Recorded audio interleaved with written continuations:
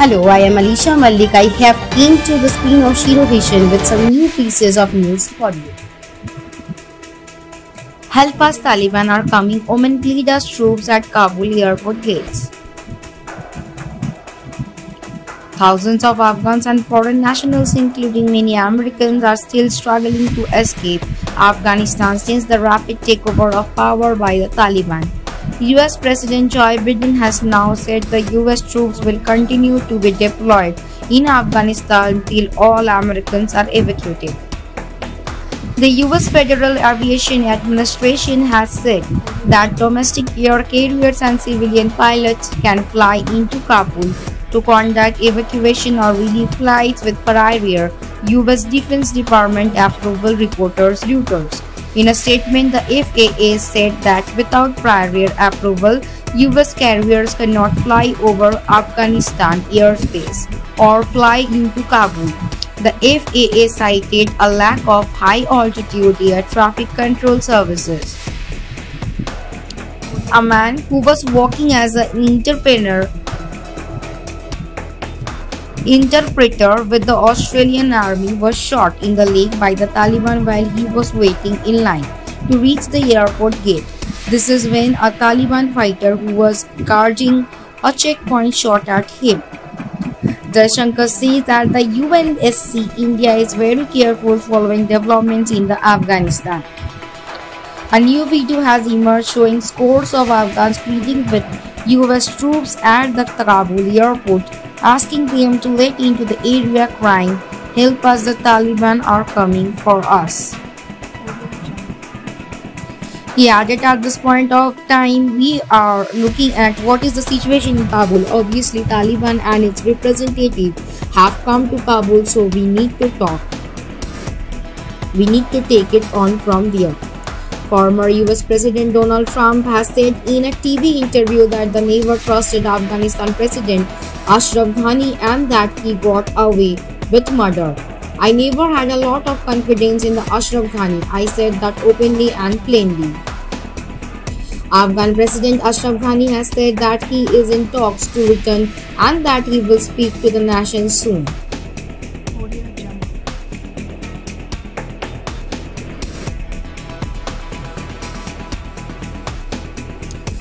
Bell-bottom movie review. Swashbuckler Akshay Kumar saves Indian theatres once again.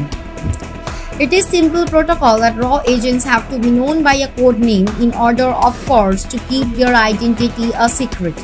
Akshay Kumar Anshul instinctively opts for bell button during his training. He is literally thrust into raw. At a time when India is grappling with back-to-back hijacks, the inevitable hostage negotiations that follow and the ultimate freeing of captured terrorists, along with crores of money to ensure no lives are lost. It is the 80s. Indira Gandhi holds the Prime Minister chairs with her trusted aide Arun Kaur by her side. Akshay Kumar has flair and sometimes a bit extra too. Even though Anshul was not meant for or didn't intend to come into this night of war, he shamelessly fits right in director Ranjit Tiwari. However, does not go full but out sprinkling the trademark Akki charm on us. He tried hard to keep the flamboyance of Akshay the actor and buoyancy of Akshay Gate, switching the hem of his extra flair bell buttons in check, which is why perhaps the only whistle-worthy dialogue in the film, "Something about a dog, daddy and Rob," was given to Adil Hussain to be delivered in this deadpan humor. This bottom-of-the-barrel dialogue, however, should have been entirely avoided. But a Bollywood masala movie director can do only so much. Ultimately, the slow-motion shots take over.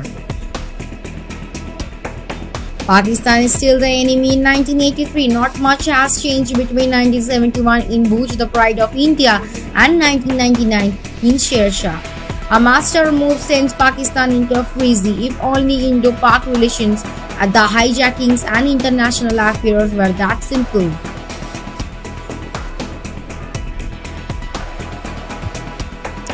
Finally, is it entertaining? Yes, as much as Akshay Kumar film.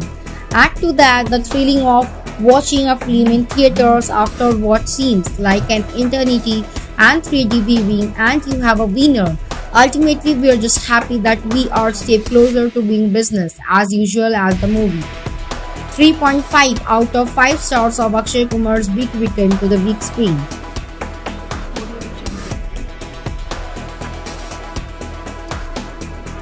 Facebook removes dozens of vaccine misinformation super spreaders.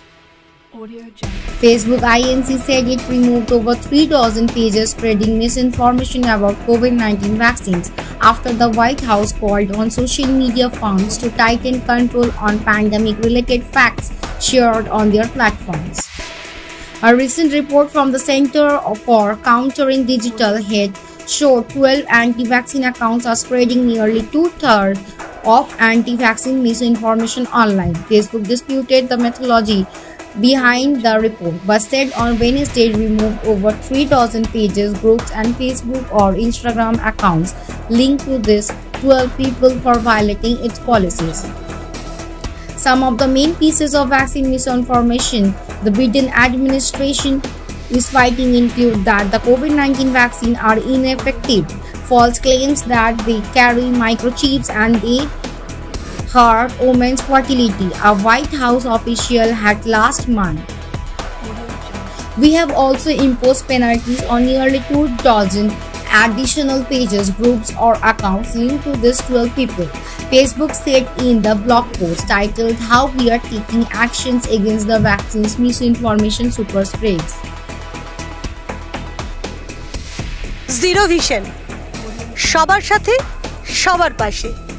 Zero Vision. Zero vision আজ কলকাতা তথা গ্রাম বাংলার পশ্চিমবঙ্গের সাধারণ মানুষের পাশে এসে দাঁড়িয়েছে। Zero vision সবার সাথে সবার পাশে। আপনারাও পারেন জিরো ভিশনের মতন সবার পাশে এসে দাঁড়াতে। আসুন না সাহায্যের হাত বাড়িয়ে দিই। আপনারা যদি সাহায্য করতে চান তলার এই নাম্বারগুলোর সাথে যোগাযোগ করতে পারেন। প্রত্যেকটাই আমাদের জিরো ভিশন সংস্থার নাম্বার। ভালো থাকুন, সুস্থ থাকুন। That's it for today for me and my team. Thank you for watching. Please stay safe and stay at home. If you like our channel, please do subscribe, like, share and comment. Thank you.